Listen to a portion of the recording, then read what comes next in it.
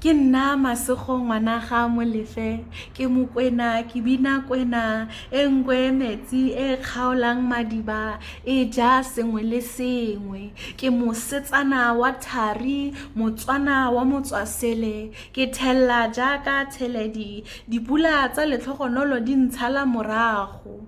Ke seponono sa Bakwena. Gompieno madume a me a tletse mafolofolo le boitumelo. Jesaya a re a se ka se itumele le naga e omeletseng, a leboa le duduetse le thunye jaaka setšhešhe. Lefatshe le gakologile le diphefo di fetile.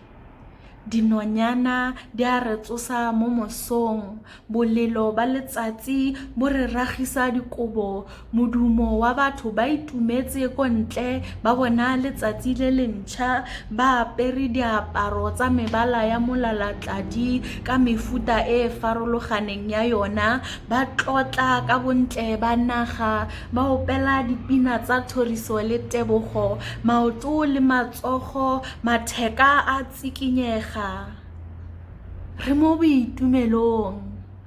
Nako ya dipula tsa ntšhafatso e re atumetse ya be ya re fitlhela, maungo a gaufi le go thunya, tsa maloba di sule le serame, tsa kamoso di a go tsoga le dikgakologo, setlha sa tsoseletso ya tshepo, setlha sa botshelo jo boswa, bopaki ba bontle ba mmupi wa rona.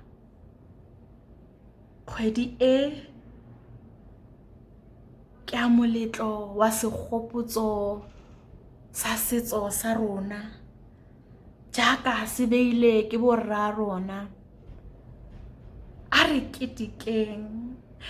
ketekeng re gopoleng bontle ba setso sa batho batsho, a re betseng meropa, banna letsang melodi, basadi a megolokwane e latele, a re ithuteng dipoko, re roleng ditlhako re thuntseng lerole. Opang ka diatla ka gonne Afrika e tshotse lefatshe. Tsa kgale a di fete. Go lala ka ntho madi a tshologa a go fele, dintho a di fole mo di leng teng go gole malomo a tsholofelo mo kagisong. A re nneng mo boitumelong, ka gonne Hosaya o re ra a re morena o tla tla kwa go rona jaaka dipula tsa dikgakologo tse di kolobisang lefatshe. Nna ke re a dipula tseo di nne tsa tshogofatso, di thapise dipelo tsa rona ka moya o boitshepo.